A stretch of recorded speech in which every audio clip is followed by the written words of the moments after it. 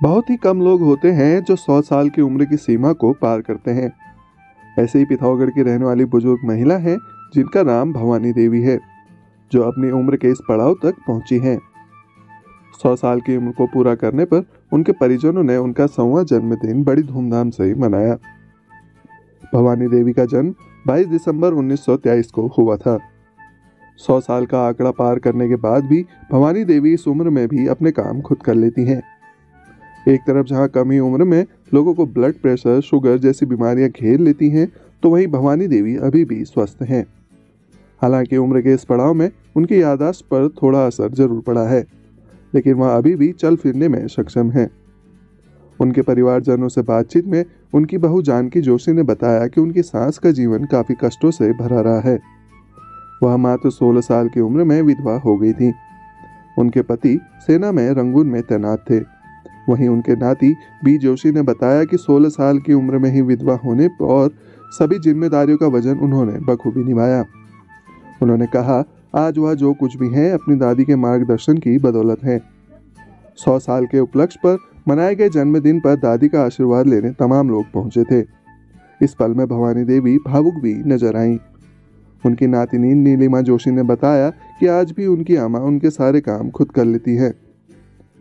उन्होंने अपने परिवार की जिम्मेदारी बखूबी निभाई और सभी को पढ़ा लिखा कर ऊंचे पदों तक पहुंचाने का काम उन्होंने बखूबी किया।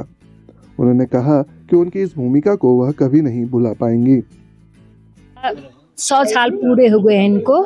आज इनका बर्थडे हम यहाँ इस होटल में मना रहे हैं। मतलब इन्होंने परिश्रम किया है।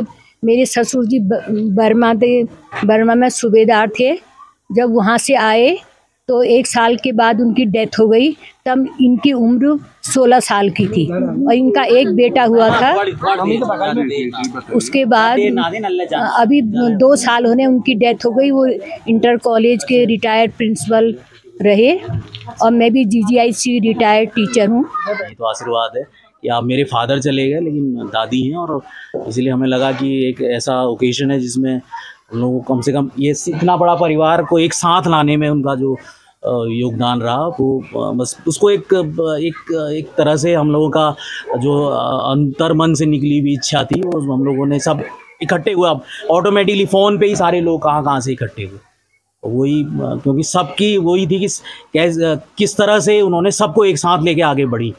और इससे ये पता चलता है कि एक पीढ़ी जो है सचमुच स्ट्रगल करती है, जिन्होंने पढ़ाई भी नहीं करी वो भी एक बानी सारी जनरेशन को कहाँ से कहाँ पहुँचा देती है। वो उसका एग्जाम्पल है मेरी दादी। और कुछ मेरा नाम नीलिमा जोशी है। मैं आमा की नाती नहीं हूँ और आमा का हमारे जीवन में बहुत ही बड़ा योगदान है।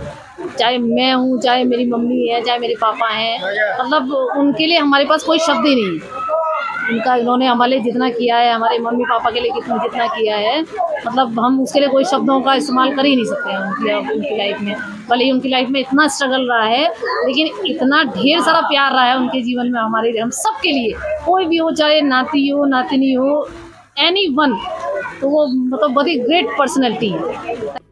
भवानी देवी के बेटे का निधन 2 साल पहले हो चुका है, जो प्रधानाचार्य के पद से रिटायर्ड थे। भवानी देवी ने खुद अशिक्षित होकर अपने परिवार में शिक्षा की ऐसी अलग जगाई और अपने परिवार को समाज में प्रतिष्ठित बनाने का काम बखूबी किया। लोकल 18 उनके अच्छे स्वास्थ्य और लंबी उम्र की कामना करता है।